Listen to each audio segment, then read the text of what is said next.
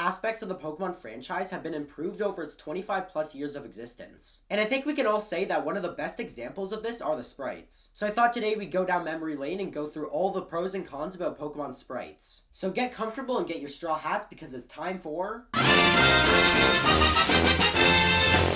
So let's start with Generation 1, and I think that even though they're the first sprites, they're arguably the worst. Out of all the Generation 1 games, Pokemon Yellow definitely had the best ones. Pokemon Yellow had the privilege of being able to base their sprites off the anime, meanwhile Red, Blue, and Green had this. I still get nightmares every time I see Moltres. And also, since the games were for the Game Boy, they didn't have any color. Which wasn't really that big of a deal, but it was difficult to tell if Ditto was a Pokemon or a sentient cement. We have to thank these games for starting the franchise, but that's it on all the special stuff they had. This brings us on to Pokemon Gold, Silver, and Crystal, and their sprites were way better. To start, I have to go with the sprites. So I'm editing this right now. Did I just say that the best part of the Gold and Silver sprites was the sprites?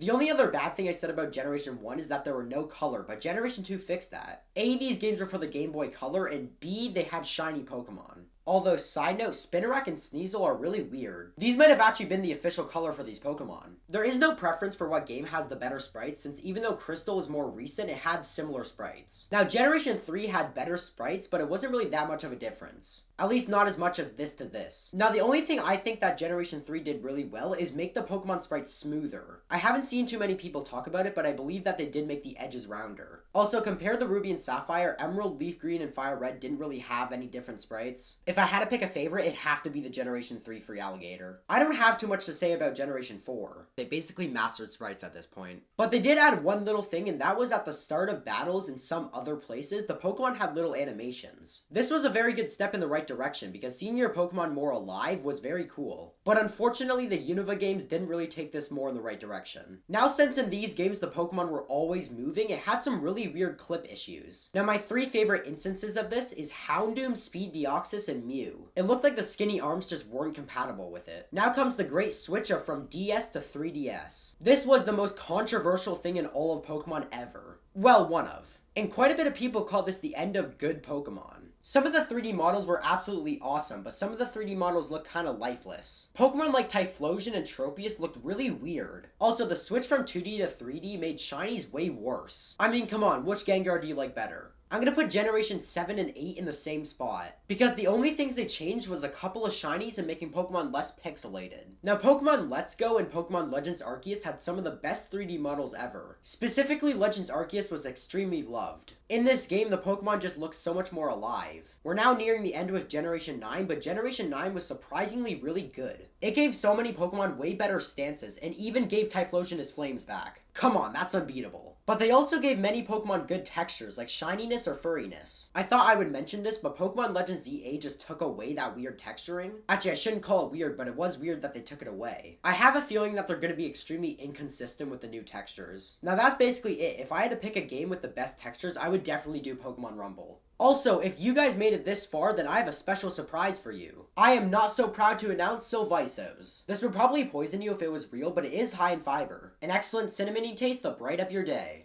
Just like my favorite sprites, it also has a chance to come with a Rumble Mew. But in all seriousness, my friend made this, so shout out to him for making the designs of the box, and it's really cool. I appreciate you for doing that. Although I don't appreciate that you leaked my channel to half the school. Anyways, I'll see you guys in the next video. Goodbye. Now, which Pokemon should I shout out for today's video? I'm gonna pick 3. Let's go with Appleton for our first shout out. Say hi to Appleton. Very nice looking.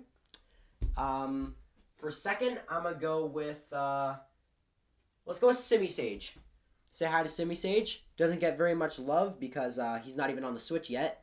But we'll have to wait till Legends ZA, shall we? And for the third and final one, let's go with, how about Drowsy? Say hi to Drowsy. You know, he's always there to kidnap your children, but, you know, those are the 3 shoutouts for today's video. Bye.